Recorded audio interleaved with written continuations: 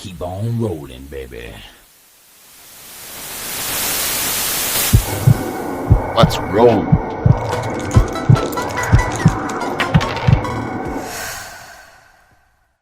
Hey everyone, welcome to the Roll and Play Podcast, episode 2. I have here today a guest. He was grateful enough to accept my invite for my first podcast with a guest. So his name is Jean-Simon Maurice. He's a double black belt, so he's a black belt in Brazilian Jiu-Jitsu and he's a black belt in Judo. So he's got tons of experience in the sport. And as well, he's an owner of a company, Bait Apparel, a proudly Canadian company, and he's going to be talking about that later on. Jean-Simon, thank you for joining me today. Yeah, my pleasure. My pleasure. Thanks for having me. Yeah, great. Hey, Jean-Simon, what we're going to start with, this podcast is all about sharing experience with the community. Yep. And my vision is this podcast will help new practitioners or people that are questioning if they want to continue in the sport, just based on could be by lack of motivation or injuries, and they don't know if they want to continue. So so for now we're gonna be starting with talking about your experience in the sport. So I would ask if you can share with us the journey that you went through when from white belt to black belt, and how did you get to know the sport? Yeah, so when I was 12 years old, I kind of I'd been having some attitude issues with my teachers at school, and my mom thought it'd be a good idea to get me kind of like a bit more structure, a bit more discipline. So there was a local judo club that she signed me up for in Grenville, Quebec, which is it was a tiny club, but we had some pretty good guys there, which was interesting. So started judo, got really hooked on it. It was super fun. Helps in a lot of ways. I think just confidence in general kind of really rose from it.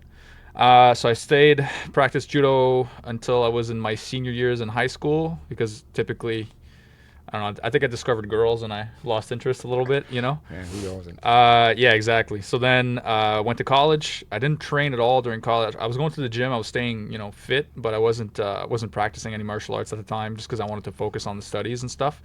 And then, so after I graduated, I was still going to the gym that was at the college, and I was training this one day, and I ended up running into these two guys who we had this matted area in the corner of the gym, and they were rolling. They were BJJ blue belts, but Yeah, okay. I didn't know what that was at the time. At that time, sure, blue belts were Yeah, exactly. quite rare. So yeah, well, rarer. This was 2013 at this point. Oh, okay. So I kind of introduced myself to these guys because I had recently picked up judo again, because once I graduated, I had a bit more of a regular schedule, so it allowed me to kind of get back to judo. So I'd been training judo for a few months again at this point, and I think at the time I was a blue belt.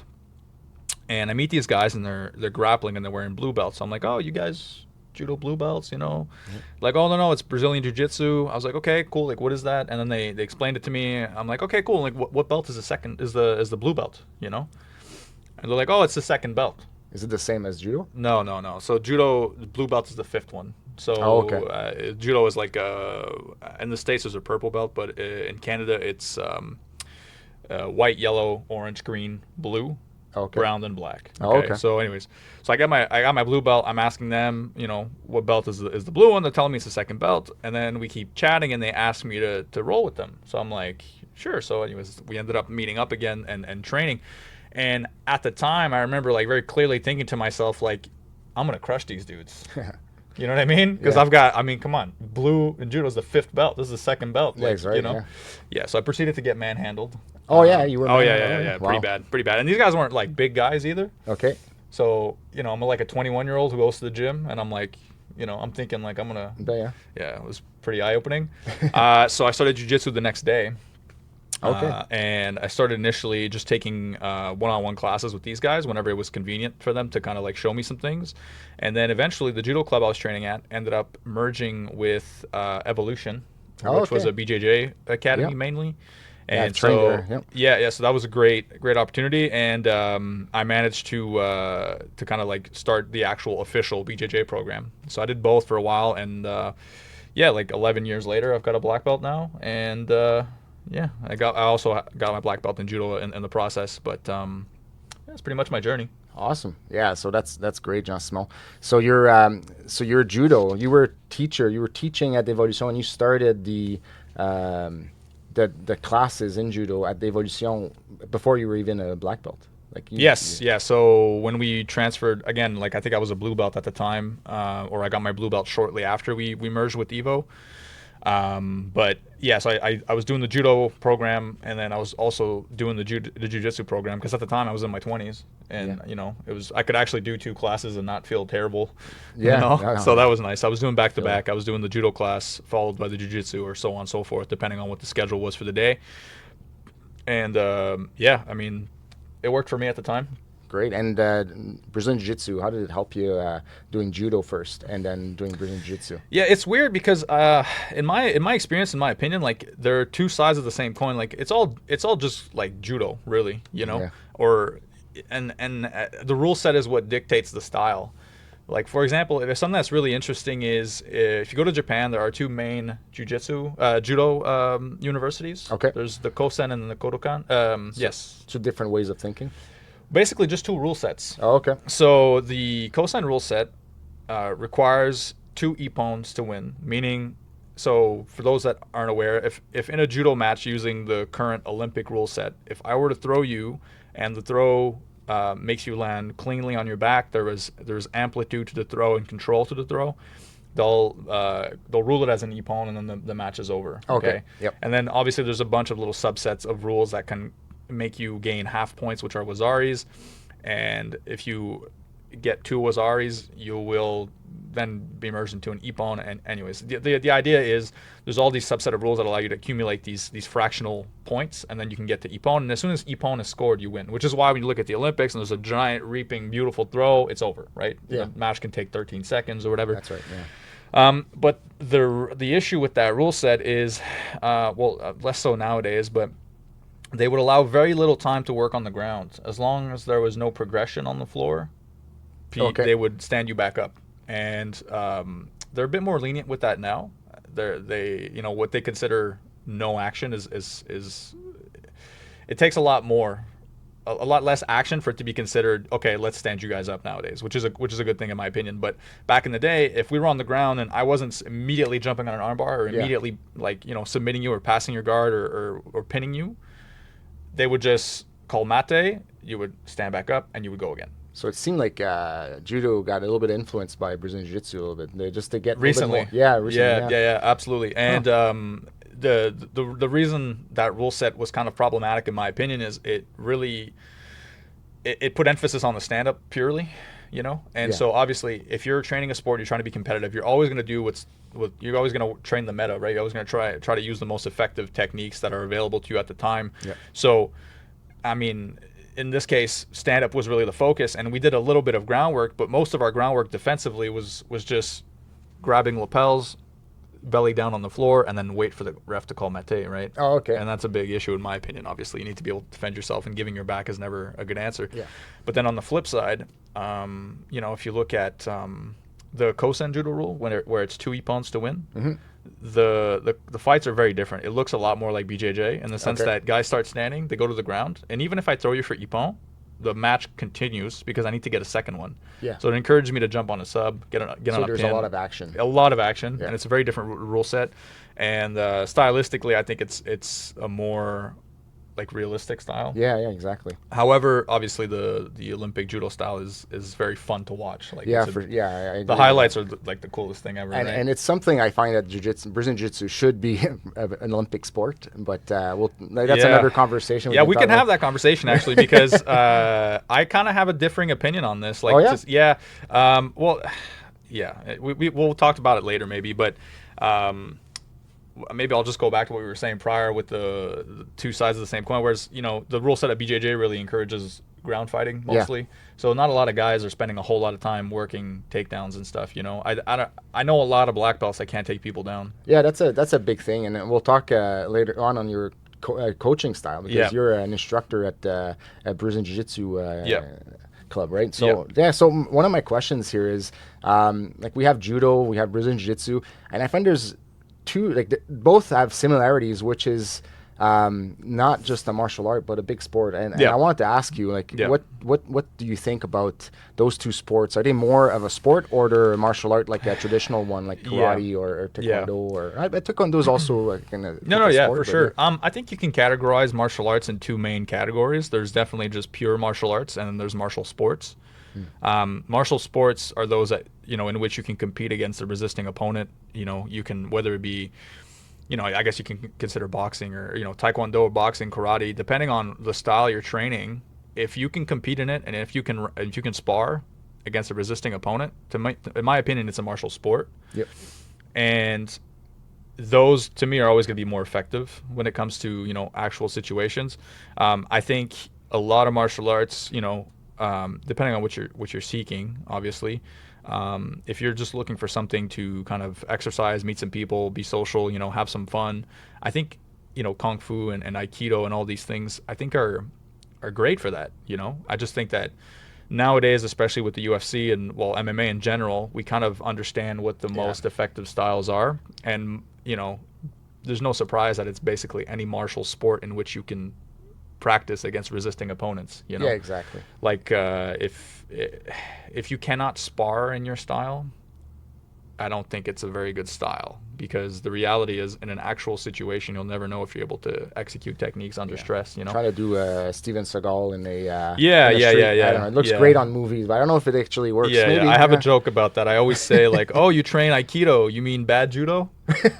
But I mean, again, Aikido is so cool. Like, it's the coolest thing ever. Like, watching it, I just it looks super fun. Yeah. I think, back in the day, if someone was swinging at you with a sword, I'm sure it was somewhat effective because people were actually coming at you like this, Yeah. But who knows? I just think that obviously the things we see at the highest level of martial arts, I think of mixed martial arts specifically, is really what's most effective, right? Yeah, exactly. If kung fu or aikido or pressure points or whatever style you practice was the most effective thing, every single fighter would do it, right? Yeah, exactly. But it's the same. I would say, in my opinion, is Brazilian Jiu-Jitsu. It's great. Like but you can't only But you can't. It's not an all around sport, you right? could It's at not, UFC 1 apparently. Yeah, you could, but nobody really knew about exactly. it. Yeah, it's complete. Yeah, 100%. So now people know about it, and then there's counters to this. And Yeah. So on a street fight, I don't know. Yeah. Yeah, it's difficult. I mean, I think no style is perfect. You know what I mean? Regardless of what you train, I think a mixed style is always best. Yeah. I think some martial arts kind of involve a mix of things. Like if you look at combat sambo, for example, like it's basically mixed martial arts, with headbutts and a gi. Yeah, exactly. Yeah. Which is kind of like the closest, is very close, which is no surprise. All these champions are coming in and they're killing it in UFC. No, exactly. So. All right, so that's great conversation. So my other questions here is, since you're a judo practitioner and a Brazilian Jiu-Jitsu, and you're also an instructor, so do you think there's any lack of stand-up coaching in clubs? And what would you like? What's your coaching style? Because you're my coach, so it's complicated. It's difficult to say, because obviously it depends on what kind of practitioner you are. And what kind of lifestyle you lead. Like I myself, I used to compete a bit more and I used to train a bit more seriously. But nowadays, I have a career, I'm married, I've got a child. So I trained less than I did, And if you can only train a certain amount and you're mostly doing Brazilian Jiu-Jitsu because that's what you enjoy the most and that's what's going to keep you active, keep you into the sport, by all means do that. However, I do think there's a severe lack of takedown instruction in Brazilian Jiu-Jitsu. The good news is most academies nowadays have a wrestling program or a judo program or some form of takedowns that people can practice. So in my opinion, if you can and you're interested, sign up for that judo class, sign up for the wrestling class, etc. It's such an asset, and I think it's crucial to know that you can confidently take someone down in order to then apply your jiu-jitsu, I've been in situations where I've been very, like, on the ground, I'm pretty confident I can submit someone or take them there, but they're, like, very, very talented wrestlers, and I have a hard time bringing them down. It's just so much work, right? Yeah, they're strong, and they're so stable on their feet. Exactly. Yeah. Luckily, I don't, I'm not looking for trouble against wrestlers ever, or in general, but obviously, like, there's a reason why I think it's widely agreed that wrestling is the best base for MMA. Yeah. I just think you get to dictate where the fight takes place. You know, if the guy's a better striker, you take him down. If you're a better striker, good luck taking them down. That's you know, so yeah, I just Brazilian Jiu-Jitsu is amazing. It's super fun. I think it's the one of the most, if not the most, approachable martial art for people of all ages. I think obviously the impact on your body is much lesser, depending on how you train, of course, and who your training partners are. But I think there's a reason why it's blowing up and rapidly expanding at the rate it is. You know, I just think it's like super approachable, super fun. It's relatively safe compared to other styles. Most of my serious injuries have always come from mostly judo, if I'm being honest. Yeah, you know, like that's what I got hurt too. Like very explosive movements where you're literally picking someone's weight on top of you. So whereas with jiu-jitsu, obviously I've been injured, but I would say the severity of those injuries when they do happen is much lower. So. Yeah. If you're stubborn like I was at 25 years old or 27 years old, and you need to tap. So 100%. Like you're not of course. And I think the whole tapping argument is, I think the argument to be made is like, if you get injured in jiu-jitsu and you had an opportunity to tap, that's on you. The problem with things like judo, for example, if you were to get injured in judo, there's no tapping like mid throw. You're not going to tap. It's impossible, right? Which is why like kanabisamis are illegal, things like that, right? So. Okay. Yeah. So more of a personal question here. So I know that there's people who try jiu-jitsu and they're having a hard time, right, going through the steps, and they get demotivated. Like their motivation just stops, and they're questioning why they're doing this.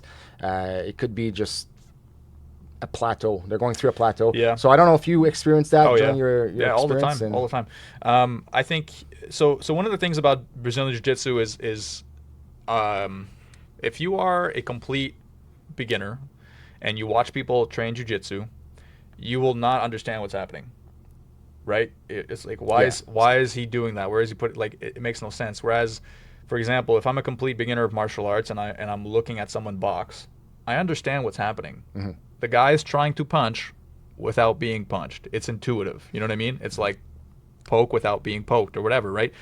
Jiu-jitsu, it's like, okay, what is he doing? Why is he inverting here? Why is he putting his hand? It's very complicated, right? And so I feel like the learning curve, the initial learning curve is a bit rougher with things like jiu-jitsu because it's less intuitive. And that's only my opinion. You can have a different opinion, of course. But, I think other sports, striking arts especially, are a bit more intuitive, whereas, you understand what's happening. You understand what the goal is immediately. You don't need to be explained, right? Whereas sometimes I have students come in, it's their first class, and I'm like, okay, pass my guard. They're like, what's a guard? What do I do? How do I do that? I'm like, okay, try to get past my knees, but how? And, it takes time. Yeah. So some people get discouraged during that phase, I would say. And then plateaus happen all the time, even for myself. I find myself falling into the same patterns regularly, right? After a while, I'm like, I always pass the same way. I always get the same subs, and I end up stagnating for a little bit. And then I feel that frustration. I feel like I'm not improving. And then at some point, there's like things kind of like fall back into place, and now I'm progressing again. And I would say it's perfectly normal. It's part of training. Everybody goes through it. I would also say, like, if you're a person who is really beat up physically because you started training and you went all out, and then your body's like not really adapting fast enough, I would say it's fine to take a break. Sometimes I'll just take a break in the summer, like, for my mental health, where I'll just say, you know what, I'm kind of burnt on jiu-jitsu. I've been training for like 11 months regularly. Yep. I'm just going to take a month to myself. I'm going to go do other sports. I'm going to play volleyball with my wife, whatever, right? Like, I think that's really healthy as well. Like, jiu-jitsu will be there after you've recovered from your injuries. Yeah, exactly. Now, if you're a professional athlete, it's a completely different thing. Like, don't listen to me. I'm not talking to professionals, okay? I'm talking to regular old practitioners. Hobbyist. Exactly, hobbyists. Yeah. Absolutely. Because that's how I consider myself now, for sure. I'm a hobbyist. I do it. I love it. I think I do it more than most people. Yeah. But did you compete it anywhere? I used to compete. Yeah, I competed a lot in judo. Growing up, and then I competed a bit in judo as well, because leading up to your black belt, the judo system requires you to accumulate a certain amount of points. Okay. These points can only be accumulated in basically two major ways. Every year at brown belt, you get a baseline 40 points. And then every time you sign up for a tournament and you compete, you'll get a baseline 5 points, and then every win in the tournament, depending on how you won, will give you a subset of points depending on how you won. If you win by ippon, like if you throw someone clean, it's 10 points. And so you have to compete a certain amount at brown belt in order to be eligible to even test for your black belt. So that's only between brown and black? Yeah, or only applies to brown and black, which is really cool because the tournaments at that stage, they call them pool-based tournaments, which is you don't have to cut weight. They just grab the 4 guys with the closest weight, and they put them into a pool. Okay. Which is nice because I didn't, like you get there and you feel good. You didn't cut the weight the night before. You're hydrated. They're just matching you with somebody. Exactly. And you're relatively close to these guys in weight, Okay. Yeah. Awesome. So I quite like that format, but anyways, that's a bit of a tangent. I'm sorry. No, it's great. No, it's good. Yeah. Yeah. And when you did Brazilian Jiu-Jitsu as well, you did some competition? Yeah, I competed in BJJ as well. I think by the time I got to purple belt, I was a bit older. I was really focusing more on my career and met my wife, etc. Right? So I think that obviously life kind of caught up to me, and I competed less. Also, one of the things I find that's like a good thing and a bad thing, okay, and I'm like, it's a bit of a rant, but I'm gonna go on it anyways. But like, okay, so competing in judo is very, very cheap because it's government subsidized. I see. Okay. Like if I want to compete in judo, it's like $25, and I pay an affiliation fee at the start of the year, which is, I don't know how much it is, but it's not too expensive, right? And the disadvantage of that, however, is that most of the tournaments, unless they're like big tournaments, are kind of poorly organized. You'll weigh in the morning, and then maybe you'll fight in the afternoon. You don't know, right? That's okay. But $25. Yeah, it's cheap. And I'm guaranteed 4 fights. You're guaranteed 4 fights. You're guaranteed 4 matches, which is awesome. Wow. Okay. Unless there's like no one in your division, and what they'll do is they'll merge divisions and they'll run it by the other people to see if they're fine with it. But whatever. I'm just saying, like, the actual like money investment versus like return when you sign up for these tournaments, amazing. Okay. Now, the disadvantage is they're very poorly organized, like I said. Yeah. Right.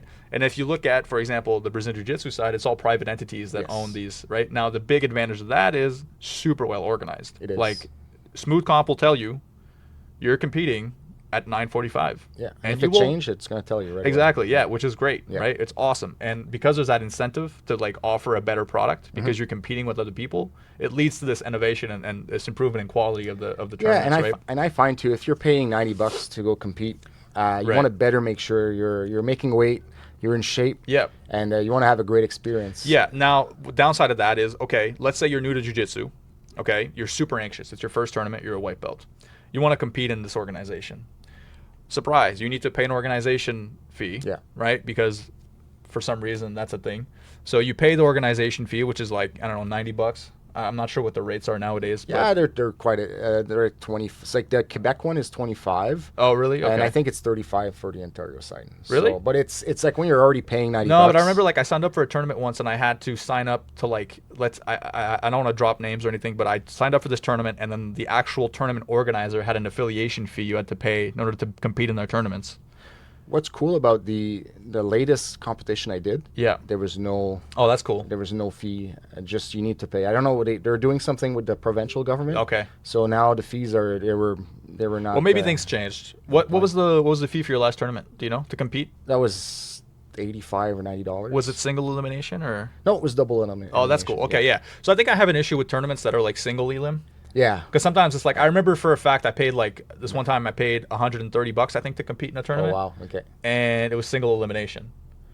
Luckily, I didn't lose the first match. Yeah. But when you do, it sucks, man. Yeah, You're like, great, I just paid $130 to lose. 30 seconds. Right, and I didn't really learn. Yeah, exactly. You didn't really get a chance. Whereas when I find you're with double elimination or a certain amount of guaranteed matches, what's great is win or lose, you're going to get great experience. Yeah. And you can take those videos that, back to your gym. You can kind of like dissect things with your coach. Anyways, sorry, that's a bit of a rant, but, I just think that's the big advantage. Judo is like competing is very, very cheap. Although judo gis are very expensive, so maybe it balances out. You know what I mean? Yeah, judo gis? Yeah, they're like $750 weave, like the ones that are like IJF legal. Okay. They're like super thick and like, and they're pretty expensive, but they're bulletproof. Yeah, no, for sure. Yeah. They're heavy. They're heavy. Yeah. With sweat added to it. Dude, yeah, it's crazy. Yeah, it makes a big difference. I was teaching in my BJJ gi for the longest time for the judo class, and then recently I was like, you know what, I should probably get a judo gi and do it properly. Yeah. So I got myself this like really beautiful judo gi. It's the same one that the national team wears and everything. So I'm like, oh, wow. it was. I'm really happy with it. But then I taught class, and at the end of the class, I was like, man, I'm more tired than I usually am. Like, what the hell? 5 And then it pounds, turns 6 out pounds, I'm carrying more weight, you know. yeah, So for sure. made a big difference. And with all these competitions and Yep. years, you probably got injured, right? It's, Oh, yeah, it's yeah. kind of inevitable to get injured. For sure, yeah. I think you do any sport, and I think if you do any sport and you're passionate enough, you'll get injured. You know what I mean? Yeah. I think I used to go harder than I do now. Obviously, I think kind of tried to kill my ego over the years, but yeah, I've been injured multiple times. The worst one was a partial MCL tear in my left knee. I was throwing someone, and like midair. So as I lifted him, he tried to knee tap the supporting leg. Okay. So his weight and my weight came crumbling down on my knee. Anyways, it was bad. So I was out for like 4 months at that time. Luckily, it wasn't a full tear, and I was kind of like able to recover and stuff. I still have some pain in the knee sometimes. Oh, you though. still okay? Yeah, That's unfortunate. Yeah, yeah. I think, But you you're know. still. I don't see it when I'm rolling with you. No, no. you crush me anyway. Yeah, well, I mean, it's just the only difference, man, is volume. It's just the amount of training volume, you know. And the good thing is, there's a point of like diminishing return. Like as you keep improving in the sport, you're gonna make less and less gains. Yeah. You know, like guys are gonna catch up, and that's cool because then you'll have more training partners. It's not a good feeling sometimes, you know. But I would say that when I used to go to class as a white belt, as a blue belt, I used to come out of that class with something new every time. I would improve by a very like quantitative, like I could quantify the amount of gains I had made. You know, Yeah. it felt like I was improving.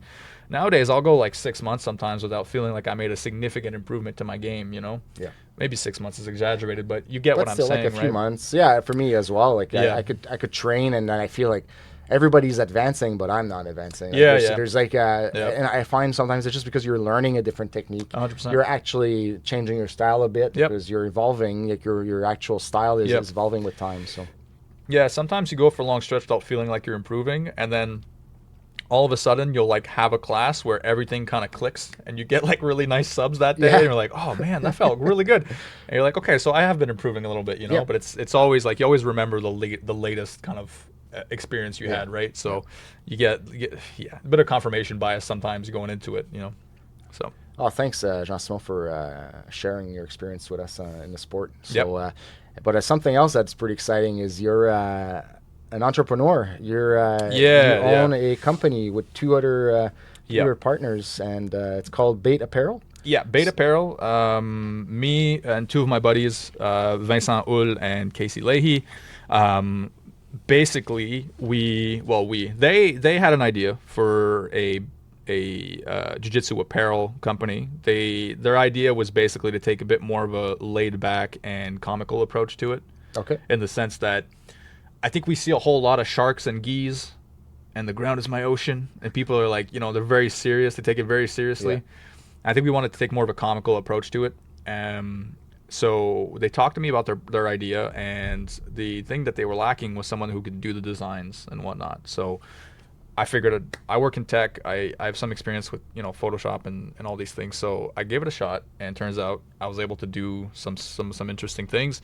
Ran it by the guys, and then they were very happy to kind of bring me on board in the process. So I guess the idea for the company is to offer a quality product at a very interesting price point. I think a lot of the times, you know, some companies charge a pretty inflated price for what they're offering.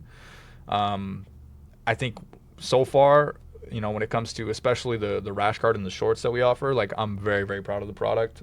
They feel like super sturdy. They, you know, we've got the elastic band at the waist and everything. Very comfortable stylistically. I really like it, and we're very proud of the product. So if you're interested in getting some gear, our website is baitapparel.com. Okay. If you're trying to reach us for any reason, you can email us at freeunderhooks@gmail.com, or you can check out Free Underhooks on Instagram. That's our Instagram handle. Yeah, I'll put all this information Yep. on the like you'll probably see on the screen. Yeah, And yeah. also on the channel, you'll see I'll add all this information. Yeah, for appreciate everyone. it, man. So, yeah, we're really excited, and we're trying to give back to the community as well. Just because, you know, over the years I've had so many people support me in different ways in the sport, whether it's just, you know, like, you know, coaching or you know, post-class therapy sessions, whatever it is, right? Yeah. We've been supporting fighters that have been fighting locally, you know, offering them some sponsorship. opportunities and stuff, and helping them get to their MMA fights and things like that's that. great. So yeah, maybe I'll just shout them out real quick. We can edit this in post, but So while you're doing this, Yep. I'm a big fan of I'm a big fan of your product. I've been. You like the gear? Oh, I like the gear. Nice, They're man. comfy. They're light. The designs are amazing. They're if I would buy everything, right? Like, Yeah, well, we got some cool stuff coming on. Like we got some new collections we're working on, so keep it on the socials. We'll have some new Yeah. stuff. Yeah. Okay, so these fighters, Julien Leblanc, Johan Lennes, I'm sorry if I said that wrong, Aaron Jeffries, as well as Samuel Masri. I just wanted to shout these guys out because they've been really helpful with us as well, and they're like exciting guys you guys should be following. Are they MMA fighters? Yep. Okay. Yeah, Awesome. mostly MMA guys. We're trying to kind of, obviously, if anybody's like a really like amazing upcoming jiu-jitsu fighter and they're looking for some help, I think we'd be super interested as well. I would recommend. Yeah, we don't discriminate though. You know what I'm saying? Like if you're a cool striker or whatever, right? That's what's cool about the gear. I think like the shorts are grappling shorts, but like you can kick in them. The way they're cut and stuff, Yeah. like you feel like free of movement and stuff. So anyways, yeah, that's pretty much it. Awesome. And Yeah. I have more questions. Yeah, man, go. So my first question is, why Bait Apparel? Like, what does it mean? Yeah. So I think the idea, well, I mean, the idea is that in jiu-jitsu we set up traps and we bait people into these, you know what I mean? Yes. So which is why our handle is always like free underhooks. Like the amount of times I've literally let someone grab an underhook and I've thrown them in judo or in jiu-jitsu, got a butterfly sweep, whatever it is, right? So that was kind of like a little bit of a comical spin on our thing. So, but yeah, the idea is like we set up traps, we bait them in. So that's why it became Bait Jiu-Jitsu. That's what I thought. Yeah, And yeah, I yeah. guessed it. But, Yeah. That's yeah. awesome. Yeah. And how can you order the products and also it's like you were saying earlier, it's not only for Brazilian Jiu-Jitsu. No, practitioners, not at all. Yeah, we have some sweaters and some t-shirts, and the t-shirts are like really breathable and stuff. So if you just want to go to the gym and wear something that's like comfortable and you feel like you can wear anywhere, we have that. We've got hats. We've got flip flops now, man. Oh, wow. Yeah, Okay. we got some stuff.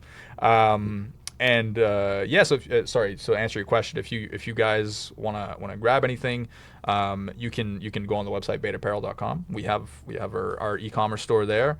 And one thing that we do as well for that I found was really interesting was for some of these local gyms. Sometimes guys have an idea for a rash guard for their own gym or just a funny idea, and they don't have the resources to execute it. Okay. What we do is we offer a service where it's like, if you have an idea, we'll work together. Oh, We'll wow. design it for you, and Okay. then we'll get you the gear. So if you guys have a dojo and you're looking to get some new rash guards made for your team or whatever, just reach out. I'd love to work with you guys. And something I like about your rash guards is the elastic band on at Yeah, the yeah, bottom. yeah. It's like your rash guard stays. Like Yeah, it doesn't go move, up. man, which Yeah. is like a big because even some of them that do have the band, they still ride up, I find. But Yeah, these it has like some type of texture on the Yeah, elastic yeah, that yeah. grips to the pants. yeah. No, I it's should good. patent that, eh? You should. Yeah, there you go. is that your idea or? Well, we knew we wanted the band. We just honestly we were like happily surprised about how good it came out. Because Okay. like we're like, okay, we'll do the band. We'll do the band for sure. Obviously, it's kind of like a staple now. Yeah. But like we're like very pleasantly surprised by the quality of it. No, so. yeah, I recommend. Like it's a really high quality, and Yeah. I'm really happy. That, Yeah, well, I'm that happy product you're is out happy. there For Yeah. sure. Yeah, we're very proud of the product, and like I said, I think giving back to the community and playing a part. That's not just we're not just trying to sell stuff. We're trying to like give back in the process and offer like a quality product that's at a reasonable price. Yeah, and also you're really confident on your product that you're ready to like your customers can buy the product with no Yeah. stress, right? Because you have a good return policy. Yeah, if there's anything at all, pro-consumer. just write to us. We haven't had that happen yet, which is good. 'cause it's But very of good. course, obviously, if you're dissatisfied with the product for any reason, we'll accommodate and we'll work with you, right? So, yeah. Awesome. And my other thing I wanted to say is how do we get more information? Like they go on your website. Yep. Can they follow you? Oh, absolutely. Yeah. Follow the socials, guys. We'll kind of drop teasers for new stuff that's coming out, etc. And like I said, we have 2 capsules coming out soon, so we'll have like a new kit, etc. I don't want to spoil it, but No. I had a sneak peek, and it is pretty great. Yeah, it's a pretty nice little set. Pretty So cool design. And so just check out the website, check out the socials, and if there's anything at all you need to reach us, you'll find all the information there. Yeah. So yeah, so at Roll Up Podcast, we're all about Canadian companies. Yep. We want to promote Canadian companies, and, Yep. and we're really proud to have a company like yours locally in the national capital area. Yeah. So I mean, we'll you. ship anywhere. Yeah. Oh, yes. You know, this is not just local, but yeah, still, like for sure. you're your local company. Yeah, for absolutely. But yeah. also you're shipping everywhere. But we're proud to have something like this, and I really recommend people to look at what the product they offer, and yeah, I'm a customer, and I really enjoy my Bait Apparel. Thanks, man. I really rash appreciate guard that. and shorts. Yep. So thanks, Jean-Simon, for coming here and telling us about your experience and talk to us about your company. Yeah. And I hope I didn't ramble too much. Sometimes I'll start an idea and then I'll just go on a tangent or No, whatever. it's all But I the problem is I think I enjoy talking about this stuff too much. But what's great about podcasts like this is you can talk about Yeah, you anything, can. really. Yeah, for sure. And you can go on tangent and we go back, we come back. Yeah, That's yeah. my job. You'll right? fix it in post, right? Yeah, You'll exactly. edit it. Okay, That's right. Good. So yeah, so this is the second episode. So I want to cheers. About Yeah, this. absolutely, Yeah. man. Thank you so much. Thank you very much. I get to be the first guest, huh? Yeah. How did you find it? It was good. There's Yeah, I had casual. a great time. Yeah, I had a great time, man. I think, generally, I think I just enjoy talking about these things, and I like to come at it from a point of, I think typically when you listen or watch these podcasts, that's like the guest is always some professional athlete that's like way better than me at jiu-jitsu. Yeah. But I think what I offer is maybe like the point of view of someone that's a bit more of a recreational practitioner, someone who's a bit more normal, you know. I think sometimes it's hard to relate to these guys that get that train 6 hours a day and compete at the highest level. That's what this podcast is all about. It's about the all hobbyists. Don't get me wrong; those guys are way cooler than me. That's not what I'm saying. Right. But I think it's important to also get feedback from people that are just regular folks. Like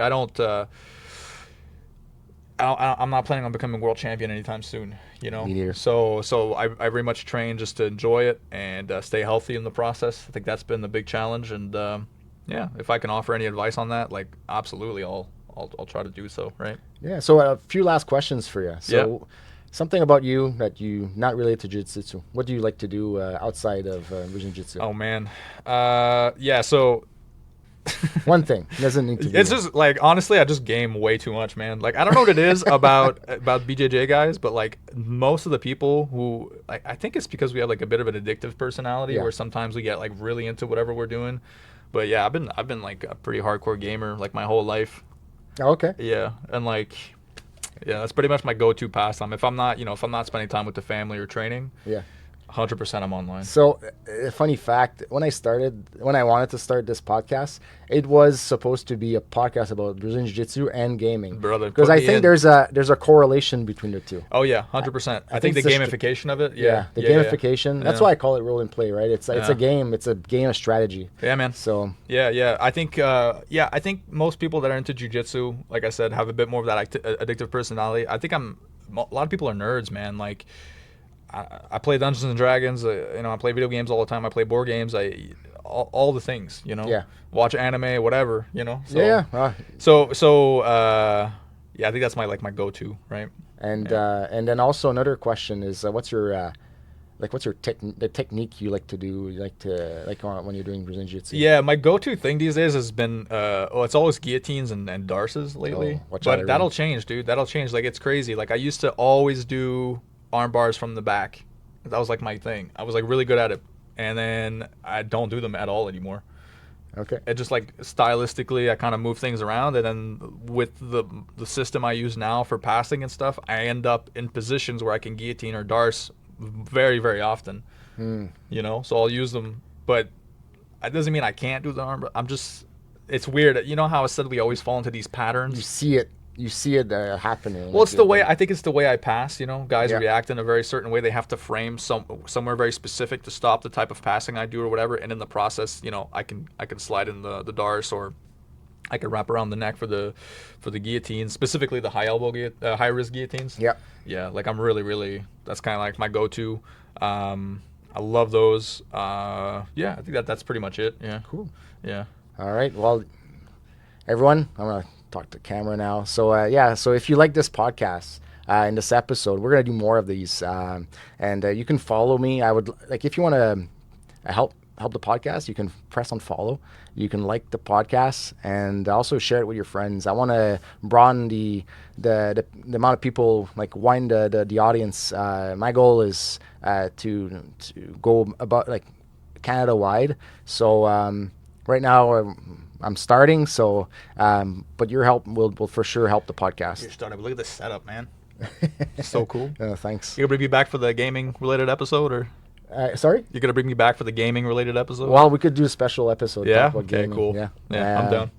So yeah, no, for sure. Anytime. Yeah. Come Hey, back for sure. anytime. Yeah, it's been super fun, man. Yeah, and what I say at the end is trust yourself, trust your coaches, and trust the process. All right, guys. Bye.